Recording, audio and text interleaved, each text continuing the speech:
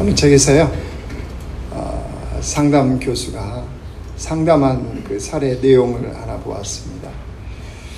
그날 내담자는 40대에 남편이 목사인 그런 아내가 상담을 하러 온 겁니다. 어떤 문제였느냐면 이겁니다. 남편이 명문대를 졸업해서 아내가 보기에도 굉장히 똑똑한 그런 남편이었답니다. 학교를 졸업하고 회사에 취직해서 회사를 다니는데 남편이 직장만 갔다 오면요 늘 입버릇처럼 하는 말이 있었답니다. 시시한 놈들, 이 지저분한 놈들하고는 도무지 일을 같이 못하겠어. 시시한 놈들, 지저분한 놈들, 나까지 더러워지겠어. 회사만 갔다 오면 이렇게 직장 동료들을 비난하는 그런 남편의 이야기를 들어야 했습니다. 그러더니 시간이 지나니까 급기야 회사에 사표를 내더랍니다. 사표를 내고 신학교 가더니 목사가 돼버리더랍니다. 아내하고 상의했겠어요? 안 했겠어요? 한 번도 상의를 안 합니다. 세상 천지에 이런 사람도 있어요, 지금도. 그렇게 이제 신학을 졸업했으니까 목사로 청빙을 받아서 가는데요. 명문대 출신이어서 그런지 그런 대로 괜찮은 사이즈의 교회에 청빙을 받아서 거기서 이제 목회를 하는 겁니다. 성도들의 눈에 비춰진 이 목회자는 영성과 지성을 겸비한, 세상과 타협하지도 않고 세상에 물들지도 않는 아주 정의로운 지도자. 그래서 성도들이 다 존경하는 거예요. 근데 문제는 뭐예요? 사모가 보기에는 아닌 거예요. 아내가 보기에는 전혀 그런 사람이 아니라는 거죠. 이 조명, 찬양도 조명 좀 꺼주세요. 그 왜 아내가 볼 때는 그렇게 성도들이 보느냐? 왜 그렇게 보이느냐? 이 남편이요, 굉장히 비판적이라 자기 자신에게도 다른 사람에게도 아주 엄격한, 그러니까 사람들이 볼 때는 그렇게 정의로운 그런 사람으로 보일 뿐이라는 거야. 누구 말이 맞겠어요? 왜 이런 아내가 왜 상담을 받겠어요? 자기 볼 때는 밖에서 그렇게 존경받는지 몰라도 집에 오면 너무 안 행복하다는 거예요. 자기도 그렇고 자녀들도 그렇고 행복하지가 않아요. 가정을 날씨로 비유하면 먹구름이 잔뜩 낀, 그게 자신의 가정이라. 너무 답답하다. 살맛이 나지 않는다. 이렇게 이제 상담을 하러 온 거예요. 상담을 하던 상담 교수가요, 이렇게 이제 대답을 해주더라고요. 그 내용을 제가 좀 그대로 읽어드리겠습니다.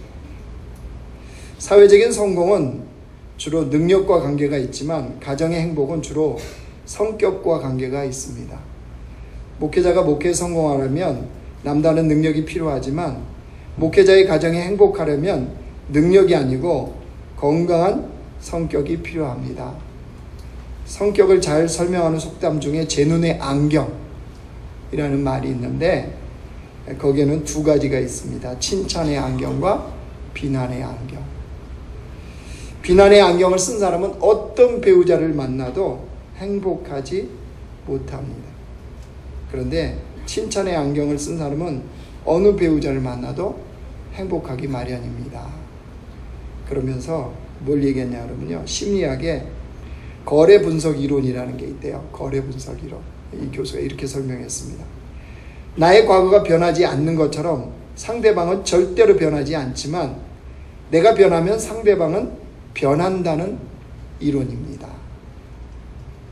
우리는 모두 당신부터 변해야 된다고 생각하지만 사실 더 중요한 것은 내가 먼저 변하는 것입니다. 내가 변하면 상대방이 변하기 때문입니다. 이제 이런 상담의 내용이었어요. 이 상담 내용을 보면서 건강한 성격을 갖는다는 거, 이거 굉장히 중요합니다. 그죠? 건강한 성격을 갖는다는 거 굉장히 중요해요. 근데 더 중요한 거는요, 내가 변해야 된다는 거예요. 내가 변하면 상대방이 바뀌고요, 내가 변하면 주변이 바뀌어요. 삶의 행복은요, 주변이 바뀌어주는 게 아닙니다. 삶의 행복은 내가 바뀌는 거예요. 아내하고 행복하게 살기를 원하십니까, 남편분들? 남편이 바뀌면 되는 거예요. 아내분들, 행복한 가정을 원하세요? 누가 바뀌면 돼요? 주님이 바뀌어야 되죠?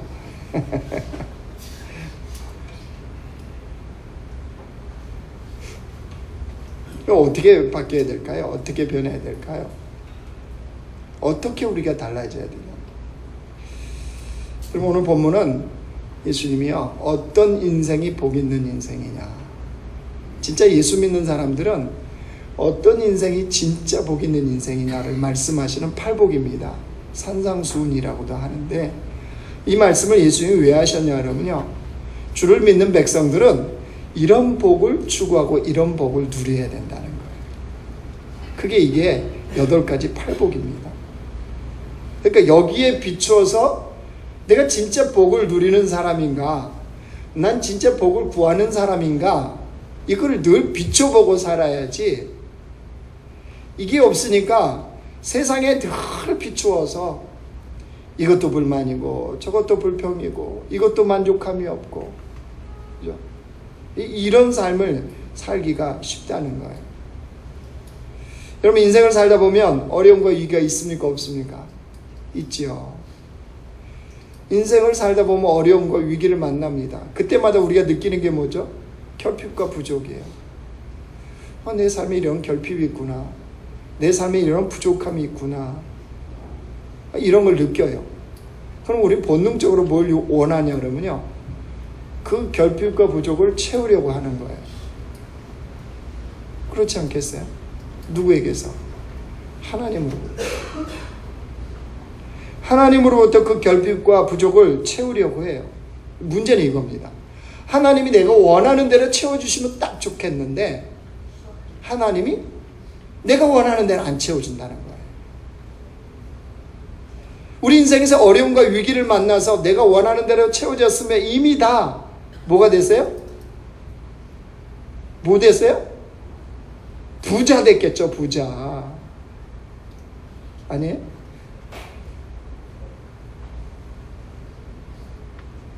어제 결혼한 우리 은규 형제가요, 제가 이렇게 결혼 상담하다가 미래 꿈이 뭐냐고 그랬더니 대통령이라고 그랬어요. 근데 깜짝 놀랐어요. 지금 나이가 몇인데. 그래서 그 정원자매한테 영부인이 될 준비하라고 그랬어요.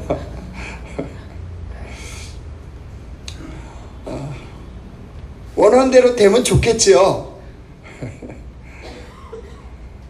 하나님 앞에 우리는 그걸 구하고 그걸 추구하고 그렇게 나가는데, 인생에는 살아보신 분들 알잖아요. 하나님이 내가 원하는 대로 안 채운단 말이에요. 그때 느끼는 우리 안에 어떤 마음이 있습니까? 포기가 되어지죠. 그러니까 여러분들 기도하다가 어느 순간에 기도 안 하잖아요. 예전에는 문제만 만나면 하나님 붙잡고 기도하고 하나님밖에 없다라고, 하나님 해주셔야 된다고 막 애쓰고 힘썼는데 어느 순간에 안 하잖아요. 왜 안 하죠? 안 들어주신 것 같거든요. 내가 원하는 대로 안 채워주는 것 같거든요. 그래서 어느 순간 상처를 받아요. 누구에게? 하나님께. 그래서 예수 믿는 것도 별반 다른 게 없구나, 이렇게 생각합니다. 그러다 보면 어떤 현상이 일어나냐, 신앙생활은 예수님을 믿는데 실제 삶에 추구하는 거는요, 세상과 똑같아요. 우리는 하나님을 믿는 백성이고 그들은 다른 신을 믿는 사람들. 추구하는 건 똑같아요. 똑같이 자기의 유익과 자기의 이익과 자기의 탐욕과 자기의 욕심을 채우기 위한 삶이에요. 아무리 이론적으로 섬겨야 된다, 섬기는 백성이다, 하나님이 아버지다, 창조주시다, 그분이 다 가지셨다 해도 직장에, 가정에, 내 삶의 현장에 들어가면 여전히 내가 군림하는 자리에 있어야 되고 누리는 자리에 있어야 되고 나를 위한 다 주변의 여건들은 나를 위한 장소로밖에 취급 안 하는 거죠. 여러분 그건 세상 사람들이 사는 건데 그리스도인들은요 동일해요. 아내분들 남편 용서가 잘 안 되잖아요. 이유가 다 있잖아요. 여러분 없어요? 아내들 리스트 다 있잖아요. 남편 마음에 안 드는 거. 그건 세상 사람들 동일하게 안 합니까? 뭐가 다릅니까? 이수민에게 뭐가 달라요 도대체? 동일하게 마음에 안 드는 건 안 드는 거고, 그죠? 내가 원하는 거 해주면 좋은 남편이고, 내가 원하는 거 안 해주면 나쁜 남편이고, 뭐 동일하게 이렇게 취급하더라는 거예요. 왜 그러냐 그러면요, 하나님 우리 인생에 결핍과 부족을 주신 목적을 몰라서 그러는 거예요. 인생에 왜 결핍과 부족을 주님이 허락한 줄 아십니까? 그걸 통해서 우리 인생을 온전히 채우실 분은 하나님밖에 없다는 것을 철저하게 알라는 거예요. 우리 인생을 만족해 하는 분은 주님밖에 없어요. 그걸 뼈저리게 제대로 깨닫는 사람이 인생을 제대로 살아요. 근데 우리는 그거 어떻게 합니까? 계속 탓하죠. 아내면 계속 남편 탓하고 남편은 아내 탓하는 거예요. 당신이 안 채워줘서, 당신이 못해줘서, 당신이 그래서. 그러니까 하나님으로 만족하고 하나님으로 인한 인생이 되어지지 않는 거죠. 주님은 그리스도인들이 추구해야 되는 진정한 복이 무엇이냐, 그걸 오늘 이 마태복음 5장에 기록해 놓은 겁니다. 그리스도인들이 언제 복되느냐, 언제 그 복을 누리느냐라고 기록하신 거예요. 그러면 오늘 어떤 복을 누리라고 그랬어요? 오늘 5절만 좀 보실래요? 5절 다시 한번 우리 같이 읽겠습니다. 시작. 온유한 자는 복이 있나니 그들이 땅을 기업으로 받을 것이며. 뭘 받는데요? 땅. 예전에 우리 대한민국 성도들이 참 좋아했던 구절이랍니다. 땅. 야, 마음에 얼마나 듭니까? 땅을 기업으로 주신다. 좋지 않습니까? 근데 그렇게 귀가 솔깃한 사람도 있지만 이미 이 말씀을 아시는 분들은 땅 안 주던데 이러신 분들도 있습니다. 도대체 이 땅이라는 게 뭐겠어요? 땅. 이 헬라어 원문에 보면 땅이 개라는 헬라어를 썼습니다. 개. 이 개라는 단어가 뭐냐면 땅이라는 단어도 되지만 또 나라, 세상이라는 뜻도 갖고 있습니다. 그러니까 하나님이 이런 복을 주신다는 거예요. 땅도 주시고 나라도 주시고 세상도 주신다는 거예요. 유진 피터슨이요, 메시지 성경에서 이걸 어떻게 번역해놨나 봤더니 이렇게 번역해놨어요. 그때 너희는 돈으로 살 수 없는 모든 것의 당당한 주인이 된다. 온유한 자는 복이 있는데 그때 너희는 돈으로 살 수 없는 모든 것의 당당한 주인이 된다. 돈으로 살 수 없는 게 뭡니까? 천국, 사랑, 행복, 다 돈으로 살 수 없죠. 이것을 누리는 당당한 주인이 된대요. 어떤 자가요? 온유한 자. 그러니까 우리가 생각하는 이 땅과요, 우리는 땅이 있으면 땅땅거리고 살죠. 아재 개그인데. 여러분이 왜 주눅들어 살아요? 땅이 없으니까 땅땅거리지를 못하는 거예요. 그러니까 우리는 그런 개념의 땅 이렇게 생각하는데 아니요, 유대인들이 생각하는 땅은 그런 개념이 아닙니다. 유대인들은요, 땅을 어떤 개념으로 생각했냐, 그러니까 그걸 알아야 오늘 이 마태복음 유대인들의 수신자들 이 이야기를 듣는 그들이 생각하는 땅이 어떤 땅이었는지를 알아야죠. 그래야 우리가 생각하는 땅과 다르다는 것을 알게 되었죠. 유대인들이 생각하는 땅은요, 유대인들의 약속의 땅은 거기에 살면 천국에 들어갈 수 있다고 믿는 거였어요. 약속의 땅에 살면. 그러니까 이들에게는 약속의 땅을 받는 거, 약속의 땅에 사는 거 굉장히 중요하게 여기는 거예요. 만약에 약속의 땅을 다 놓쳤잖아요. 약속의 땅에 자기가 없잖아요. 그러면 아무리 성공하고 아무리 돈을 벌어도 자기의 삶은 하나님과 무관한 백성이다, 이렇게 취급하는 것이 유대인들이었어요. 그러니까 약속의 땅을 받고 약속의 땅에 사는 것은 이들에게 너무너무 중요한 거예요. 그게 유대인들이 또 생각하는 땅의 개념이었어요. 야곱을 봐도 알아요. 야곱은 우리가 험악한 세월을 산 사람이는 거 알죠? 왜 야곱이 험악한 세월을 살았나요? 자기가 추구하는 그 복에 대한 것 때문에 그래요. 복에 대한 욕심이 어마어마했던 사람이 야곱이에요. 그것 때문에, 그 복에 대한 욕심 때문에 하나님이 그를 연단하시는 거잖아요. 그래서 험악한 세월을 살 수밖에 없었어요. 그러면 자, 이런 야곱의 인생에 진짜 이제 복이 딱 시작되는데 성경은 뭐라고 기록해 놓은지 아세요? 창세기 37장 1절 보여주세요. 같이 읽어. 시작. 야곱이 가나안 땅, 곧 그의 아버지가 거류하던 땅에 거주하였으니. 아니 뭐 다른 복이 아니고 땅에 거주하였으니, 이렇게 기록하고 있습니다. 이제 이 37장이 뭐냐면 야곱에 대해서 이제 다음 세대로 넘어가는 것을 이제 기록하는 거예요. 그럼 이게 이제 야곱에 대한 정리거든요. 야곱은 이런 복을 받았다. 아브라함의 하나님, 이삭의 하나님, 야곱의 하나님이잖아요. 그리고 이제 다음 세대로 넘어가는 거잖아요. 정리하는데 야곱을 복 받았다는데 뭐라고 그랬어요? 땅에 거주하였으니. 그러니까 이게 유대인들이 갖는 땅의 개념이었어요. 그러니까 우리가 지금 생각하는 땅의 개념하고는 좀 다른 거죠. 아무튼 이런 복, 우리는 유진 피터슨이 번역해놓은 그걸로 기억하셔도 될 것 같아요. 돈으로 살 수 없는 그것의 당당한 주인이 되는 복을 누린다. 그죠? 근데 어떤 자에게. 자, 5절 다시 보세요. 어떤 자가 그런 복을 누린대요? 같이 있습니다. 시작. 온유한 자는 복이 있나니 그들이 땅을 기업으로 받을 것이며. 누가요? 온유한 자. 온유한 자가 어떤 자예요? 유순한 자? 우유부단한 자? 아니요. 온유한 자는 이 헬라어 단어로 봤더니 프라우테스라는 단어를 쓰는데, 프라우테스는요, 길들여진 인격, 다스려진 인격, 이거를 프라우테스, 이 단어를 씁니다. 그러니까 더 정확하게 쉽게 표현하면요, 이 프라우테스가 쓰는 곳이 어디다 쓰는지를 알면 돼요. 여러분, 길들여지지 않는 사나운 짐승 있죠? 그게 길들여진 상태예요. 그때 프라우테스라고 하는 거예요. 쉽게 얘기하면 야생마이죠. 야생마가 그 초원에서 전혀 길들여지지 않는 상태에서 막 뛰고 놀고, 그러니까 근육도 탄탄하고 그 먹는 것도 이렇게 먹어서 아주 특상품의 그 말이 되는 거예요. 근데 이게 문제는 뭐예요? 길이 안 들여졌으니까 어디 써먹을 데가 없는 거죠. 근데 그런 야생마가 딱 길들여진 상태를 뭐라고 그러냐? 프라우테스.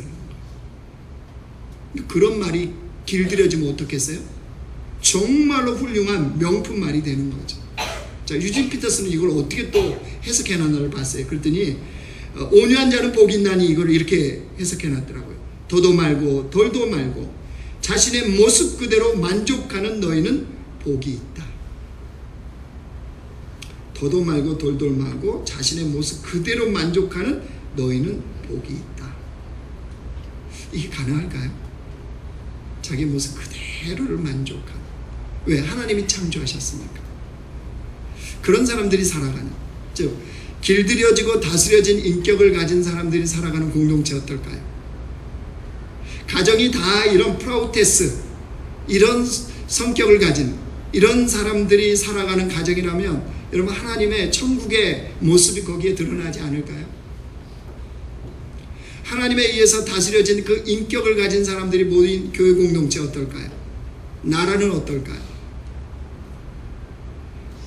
여러분, 상상만 해도 정말로 신나지 않습니까? 현실은 전혀 그렇지 않아요. 정말 갈등이 우리나라 민족 왜 이렇게 갈등이 점점 심해지나요? 제가 교리대학에서 얘기했어요. 차라리 옛날이 더 낫다고. 동서로 나뉘어서 경상도 전라도 차라리 싸운 게 낫다고. 이거는 태극기를 들 수도 없고, 그죠? 뭐 할 수도 없는, 이거는 그냥 지역이 아니고 뭐 세대와 세대가, 그죠? 또 이거는 무슨 뭐 진보니 보수니 사상이니 뭐 도대체 막 어디에 이게 있어요? 이게 지금 우리가 살아가는 이 공동체예요. 대한민국이라는 공동체가 이렇게 있어요. 교회는요, 이런 유머가 있습니다. 들어보십시오. 싸움 잘하는 교회가 있었대요. 싸움만 하는, 아주 싸움에는 1등인 교회. 이 교회는요, 성도들끼리 열심히 싸운답니다. 싸우면 보통 어떻게 합니까? 나가죠. 이제 누군가가 나가, 새로운 사람이 또 들어와요. 그럼 또 이제 적응할 만하면 또 싸우는 거예요. 그럼 나가. 성도끼리 싸우다가 재미 없어지면 성도끼리 마음이 맞아요. 그러면 타겟이 달라지는 거예요. 누구 계세요? 목사. 그래서 이 교회는 목사를 잘 쫓아내는 교회였어요. 동네 소문이 났습니다. 이 동네. 어느 날 새로운 목사님이 그 교회에 부임을 했어요. 동네가 관심이 갔어요. 무슨 관심? 새로운 목사님이 어떤 목사님인가? 전혀 관심 없어요. 언제까지 버틸 건가? 도대체 저 목사는 언제까지 버틸 건가? 이게 굉장히 궁금해요. 온 동네에 궁금점이었어요. 근데 이상하죠. 시간이 지났는데 목사가 안 쫓겨나고 있는 거예요. 이거는 동네가 이제 난리가 나요. 동네가 도대체 무슨 일이냐, 무슨 일. 도대체 저 교회 안에, 싸움 제일 잘하는 저 교회 안에 무슨 일이 일어났길래 왜 이렇게 조용하냐. 교회 다니지 않는 동네 사람들이 너무 궁금해서 그 교회 다니는 교인에게 넌지시 물어봤다. 왜 요즘 조용하냐? 그때 그 성도가 그러더랍니다. 서로 잘 만나서 그래요. 더 궁금해져. 뭘 서로 잘 만났다는 거예요. 사연인즉슨 이랬습니다.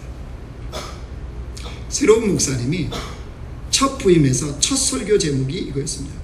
우리 서로 잘 만났습니다. 뭔가 있는 것 같죠? 있습니다. 그 목사님이 설교하면서 이렇게 말씀하셨습니다. 자기가 부임해서 이 교회를 보니까 이 교회 안에는 양이 한 마리도 없다. 다 늑대와 이리들만 우글우글거리는 교회인 것을 자기가 보았다. 근데 사실 현실적으로 한국 교회에 교회 안에 양이 있는 교회는 하나도 없다. 다 늑대들만 있는 게 현실적으로 한국 교회다. 성도들이 얼마나 기분이 확 상했겠습니까?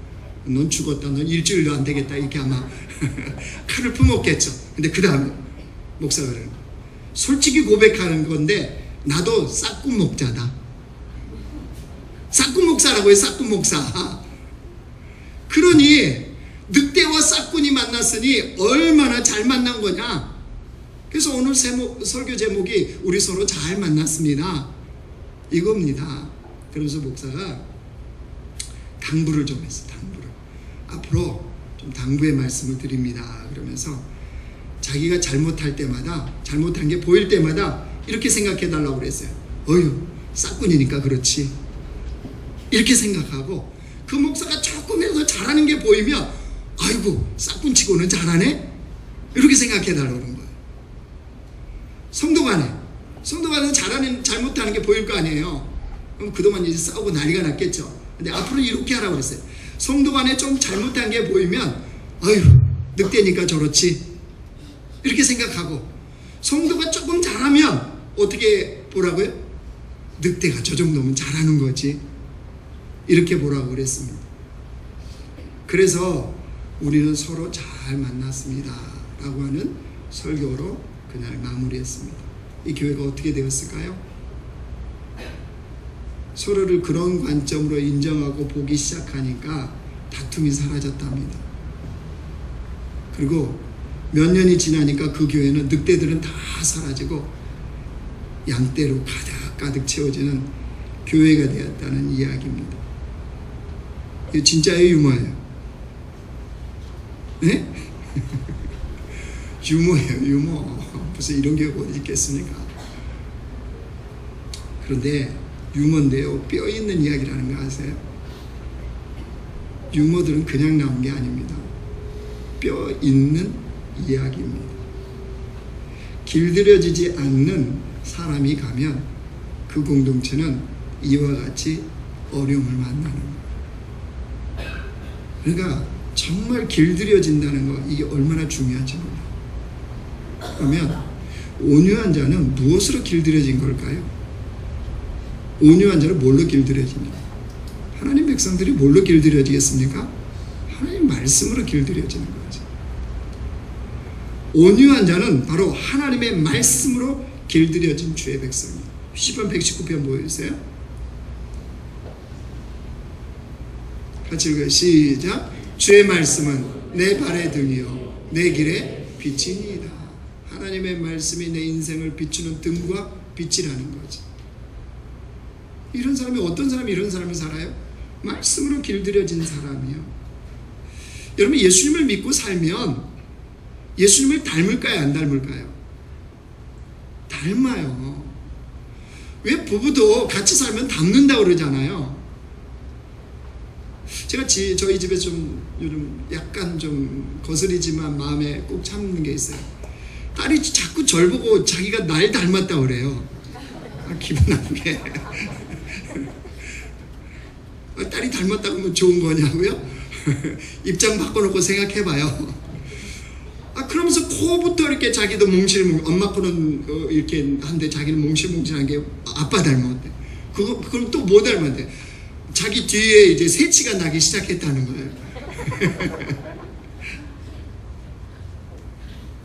그렇겠죠. 아니, 닮아요. 같은 음식을 먹고 같은 공간에서 같은 이야기를 하고, 그죠? 같은 가족으로 사는데 안 닮는다는 거 이상하지 않아요? 닮아가요, 당연히. 자, 그러면 우리가 예수님을 믿고 사는 사람이잖아요. 그럼 예수님을 믿는 사람들이 예수님을 닮는 게 정상이야, 비정상이야? 지극히 정상이죠. 근데요, 현실은 놀라운 기적들이 일어나고 있어요. 예수님 믿는 사람들이 예수님을 안 닮았어요. 와, 기적 아니에요, 기적? 여러분, 기적을 보고 싶습니까? 그럼 옆에 사람한테 그러세요. 저를 보세요, 그러세요. 그런 기적이에요, 기적. 어떻게 예수님을 믿고 사는데 예수님을 안 닮냐는 거죠. 왠 줄 아세요? 왜 예수님 믿고 사는데 예수님을 안 닮는 줄 아세요? 예수님을 믿고 난 다음에 하나님의 말씀으로 길들여지는 작업이 없어서 그래요. 하나님의 말씀으로 길들여지지 않아서. 주님의 말씀으로 길들여지는 것이 어떤 복이라는 것을 모르기 때문이에요. 여러분, 길들여지지 않으면 이런 일이 벌어져요. 모세를 보십시오. 이스라엘이 그렇게 훌륭한 모세, 이스라엘 백성들이 그렇게 추종하는 모세. 모세가 하나님의 말씀으로 길들여지지 않을 때는 어땠습니까? 자기의 의로 충천했죠. 히브리 백성을 구원할 그런 모세. 그래서 애굽의 광독을 어떻게 해요? 한 방에 쳐 죽이는 이 혈기왕성을. 그게 모세입니다. 40일 시내산에서 금식했습니다. 하나님을 대면했어요. 하나님이 친히 쓰신 십계명 2돌판을 가지고 내려옵니다. 그런데도 그 혈기가 안 꺾였어요. 밑에서 보아하니 이스라엘 백성들이 금송아지 아론과 함께 만들어 놓고 그 우상 숭배하고 있거든요. 그럼 40일이나 금식했는데, 그죠? 4일만 금식해도 우리는 해롱해롱인데 40일을 금식했다니까요. 그것도 하나님을 대면하고 온 사람이라니까요. 근데 그 모습 보고 어떻게 해죠? 혈기 충천에서 십계명 2돌판 던져서 깨뜨려 버리잖아요. 이스라엘 백성들이요, 마실 물이 없어갖고 불평하고 불만합니다. 하나님은 그 모습을 아시니까 긍휼과 자비를 베풀어요. 그래서 반석에서 물을 내서 이 백성들을 먹이라는 거예요. 그러면 하나님의 영광을 드러내도록 하나님 말씀하신 대로 지팡이로 반석을 가리키고 이렇게 해서 물을 내면 돼요. 근데 모세가요, 화가 나거든요. 그렇게 반석을 치잖아요. 그것을 통해서 하나님의 영광을 드러내지 못하는 것 때문에 모세는 결국 가나안 땅에 못 들어가지 않습니까? 자, 이게 모세예요, 모세. 하나님의 말씀으로 길들여지지 않았을 때의 모세예요. 자, 그런 모세가 어떻게 달라졌는지 민수기 12장 1절부터 3절 보고 있어요. 같이 읽습니다. 시작. 모세가 구스 여자를 취하였더니 그 구스 여자를 취하였으므로 미리암과 아론이 모세를 비방하니라. 그들이 이르되 여호와께서 모세와만 말씀하셨느냐? 우리와도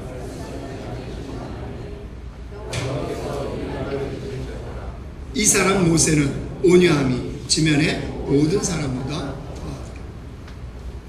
모세가 훈련이 안 되었을 때였다면, 만약에 하나님의 말씀을 길들여지지 않았을 때였다면 어떤 일이 벌어졌습니까? 그 비난했던 형 아론, 비난했던 누이 미리암, 그 자리에서 아마 죽었을 겁니다. 더구나 분명히 비방했다 그랬잖아요. 모세를 비방했다. 이 구스 여자, 이게 뭐 이야기가 더 여러 가지 있지만 어쨌든 그냥 보면 이 40년 전에 결혼했던 십보라를 이야기할 수 있어요. 아니 40년 전에 결혼한 걸 갖고 왜 이제 와서 비방하냐는, 그죠? 모세를 철저하게 비난하기 위해서, 비방하기 위해서 이렇게 한 거예요. 오늘 성경은 뭐라 그래요? 모세는 온유했다, 온유했다. 모세가 인내했던 것은 온유함, 뭐예요? 하나님의 말씀으로 길들여진 온유한 사람이기 때문입니다. 여러분, 하나님의 말씀으로 길들여지지 않으면요, 우리 인생에 하나님이 주신 각종 복과 각종 그 은혜와 각종 그런 것들이 나를 망가뜨리는, 나를 무너뜨리는 재앙이 되어질 수 있습니다. 여러분, 그냥 준 거는 준 거지 뭐 이거 아니요. 여러분 인생에 지금까지 살아오면서 하나님이 수많은 것들을 아마 주셨을 겁니다. 근데 그것들이 진짜 하나님의 복으로 드러났어요? 아니죠. 하나님 주신 그것 때문에 내 인생이 망가지기도 했고, 그것 때문에 무너지기도 했고, 그것 때문에 실패도 했고. 왜 그랬을까요? 그것을 받은 내가 하나님의 말씀으로 길들여지지 않는 인생을 살았기 때문이에요. 대표적인 사람이 삼손이에요. 삼손. 하나님의 사사로서 여호와의 영이 임하여서 얼마나 엄청난 능력을 받았습니까?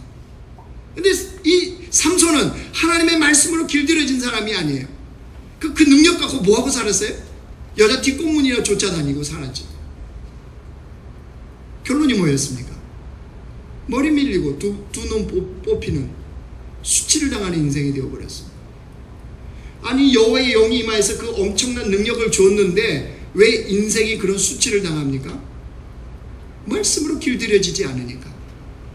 여호와의 말씀으로 길들여지지 않는 자들에게 주어지는 것은 그 인생을 무너뜨리고 망가뜨리는 수치가 될 수 있다는 사실이에요. 여러분, 말씀을 정리하겠습니다. 여러분 자신 한번 돌아보십시오. 여러분 어떠세요? 무엇으로 인생이 지금 길들여지고 있습니까? 사람은 무언가를 쫓아가면서 무언가 방향을 정하면서 무언가에 길들여진다는 거 아세요? 요즘 애들은 유튜브에 길들여져 있더라고요. 유튜브. 우리는 네이버에서 지식 검색하는 건요, 옛날 세대들이에요. 요즘 애들은 네이버에 안 들어갑니다. 유튜브에서 다 해결합니다. 우리는 글씨력 있죠? 걔네들은 보이는 것으로 봐요. 보이는 것으로. 이게 달라요. 제가 볼 때는 요즘 아이들 유튜브에 길들여져 살아요. 거기 철저하게 길들여져 있어요.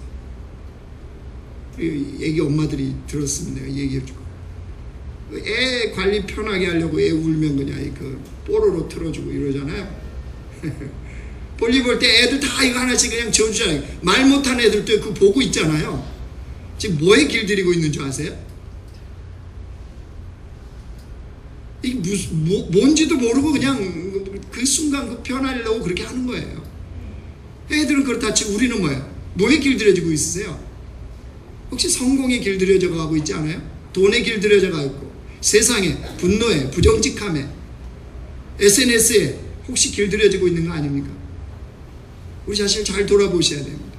아니면 정말 하나님의 그 거룩한 말씀을 따라서 살고자 거기에 길들여져 가고 있습니까? 여러분, 우리는 어디에 길들여져 가고 있어요? 우리 교회표가 말씀 그 거룩한 삶입니다. 그렇죠? 말씀 그 거룩한 삶은 하나님의 말씀에 길들여질 때 가능해요. 우리가 그런 교회 공동체로 올 한 해 달려가려고 뭐 시작했습니까? 큐티아예요. 큐티. 하나님의 말씀을 묵상함으로 그 말씀을 통해서 나를 해석하고 나를 회개하고 하나님 앞에서 내가 거룩해지는 이런 큐티의 삶을 올 한 해 달려가자, 이렇게 얘기했잖아요.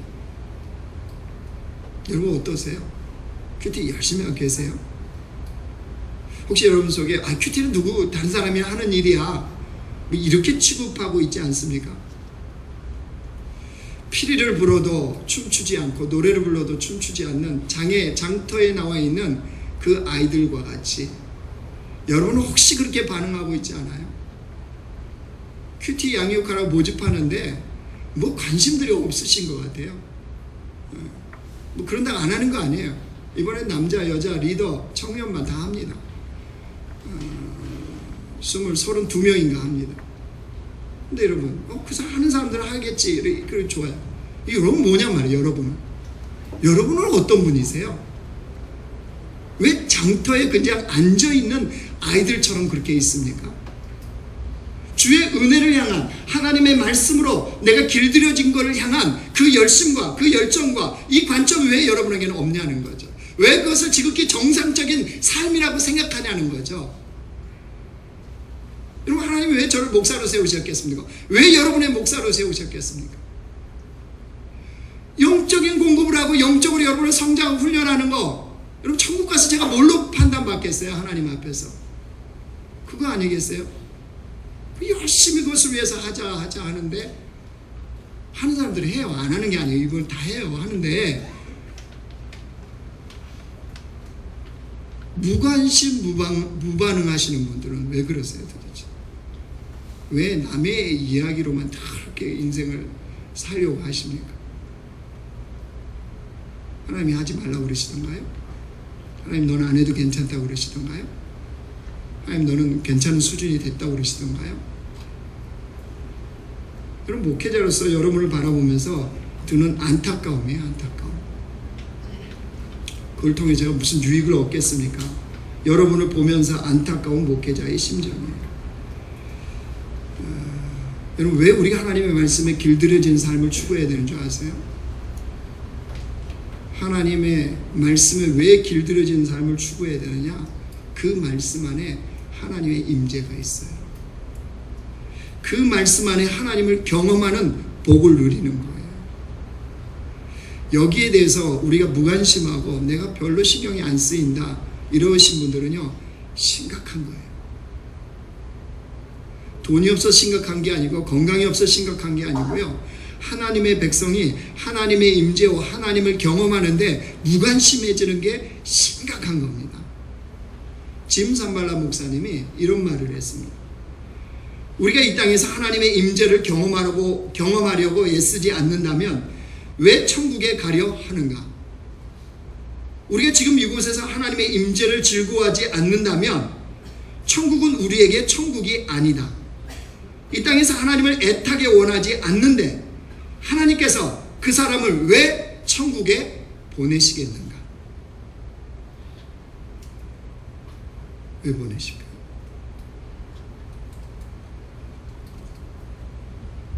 하나님의 나라, 하나님의 임재, 하나님을 경험하는 것에 무관심하다는 것은 대단히 두려운 일입니다.